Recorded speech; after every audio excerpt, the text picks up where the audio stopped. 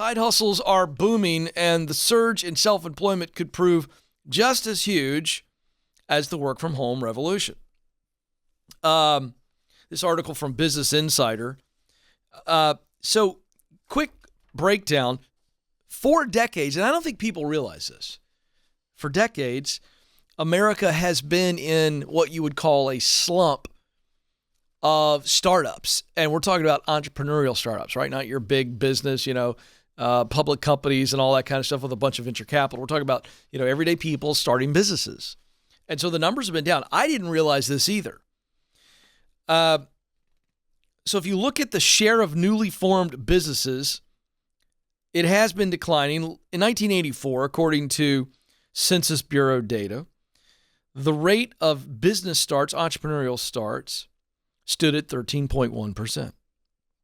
By 2006, entrepreneurial starts were down to 10.1%, and in 2019, down to 8.2%. And so you think about this for a second. I don't think people realize the economic impact, a fire starter type impact that men and women create when they start businesses. So what happens is when people aren't starting new businesses, job growth is stagnant, wages don't grow, and innovation doesn't happen. And so the conclusions are that a low level of self-employment is in some ways like low self-esteem. It affects the economy in a negative way, like low self-esteem affects us. When we don't see a lot of business starts, it does have a dampening effect on the economy. So look at this. This is really interesting.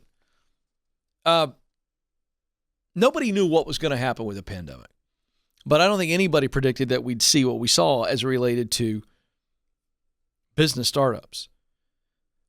A few months into the pandemic, so we're taking you back to 2020, let's call it May, June, July, early pandemic, okay? Business applications spiked to record highs, soaring as much as 89% above 2019 levels.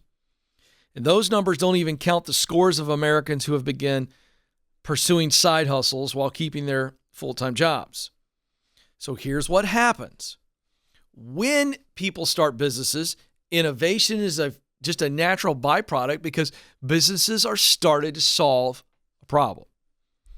And then, while you'll have some that just want to be solopreneurs, where it's just me, you have just as many of people that are saying, I'm looking to build a team here.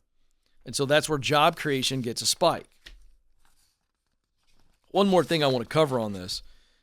In the same survey conducted by Payroll, I was talking about some stuff earlier from that survey, more than half of its users started a business in 2020 attributed their decision to losing their job. So what they did was they said, I just got furloughed or laid off. I'm going to go create my own job.